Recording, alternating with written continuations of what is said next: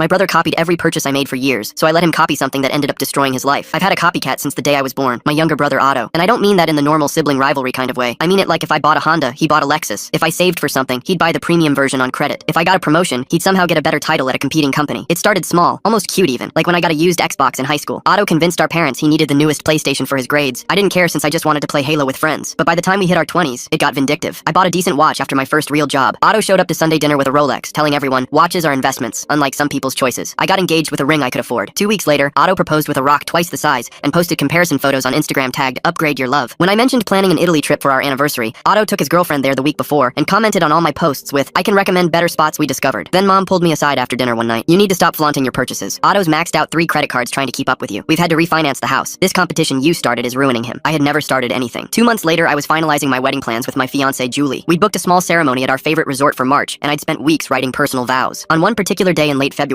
Otto announced he was eloping the following weekend with his girlfriend. But he didn't just elope. He booked our resort, hired our photographer, even called our florist claiming there was a mix-up with the brothers' weddings. He literally had our wedding before us. But the worst part came when I saw his ceremony video online. He was reading my vows, word for word, the same ones that I'd spent weeks writing and had left the paper at my parents' house. Julie watched those words coming out of Otto's mouth and collapsed. She cried for hours and kept saying, those were supposed to be mine. Ours. He just stole your vows like it meant nothing. We postponed our wedding indefinitely. That's when I decided to give Otto exactly what he wanted. A competition he couldn't win. I found the perfect trap. A beautiful colonial house from the outside, but a nightmare underneath. The inspection report from a realtor friend showed foundation cracks, black mold, flooding basement, and termite damage that would cost a fortune to fix. I started talking about the house at every family dinner, calling it a prize I desperately wanted. I showed mom fake mortgage paperwork for more than we could actually afford. I acted obsessed with that particular house, making sure Otto would hear me every time. And after 3 weeks of building suspense, I announced that I'd given up because I couldn't save enough money. I even looked devastated. That house was our dream. I hope no one else buys it so I can get it back in the future. I knew Otto couldn't resist, and sure enough, he started hunting for it immediately. He found it on the market instantly, and the sellers had staged it brilliantly with fresh paint hiding water stains and furniture covering damaged floors. Otto didn't even tour it properly and already made an offer on the first visit. He even waived the inspection to beat the imaginary competing bids I kept mentioning. And a week later when he met me, he couldn't stop grinning. Remember that house you couldn't afford? I just closed on it. Looks like it was meant for me and not for you. You should probably look for something cheaper. I didn't say anything back, knowing full well the disaster that was about to come. During the first month, his basement flooded during a light rain. Otto called me panicking at midnight, but I let it go to voicemail. Then foundation cracks spread across the walls, and he realized he desperately needed repairs, otherwise the house would collapse. But those repairs cost money that he didn't have after having bought a house in such a haste. So Otto showed up at my apartment uninvited, looking haggard. His clothes were wrinkled and he had dark circles under his eyes. He stared at me for a long moment before speaking. You knew about that house. You did this on purpose. I just shrugged and told him I'd never even gotten inside to see it, and besides, he had bought the house on his own. He couldn't prove anything. Our parents had already given him their savings for the down payment, and he ran out of money. 6 months later, Otto was in the middle of a divorce with his wife and living in our parents' basement. He told everyone I'd set him up, but he sounded more like a broken record than an actual victim.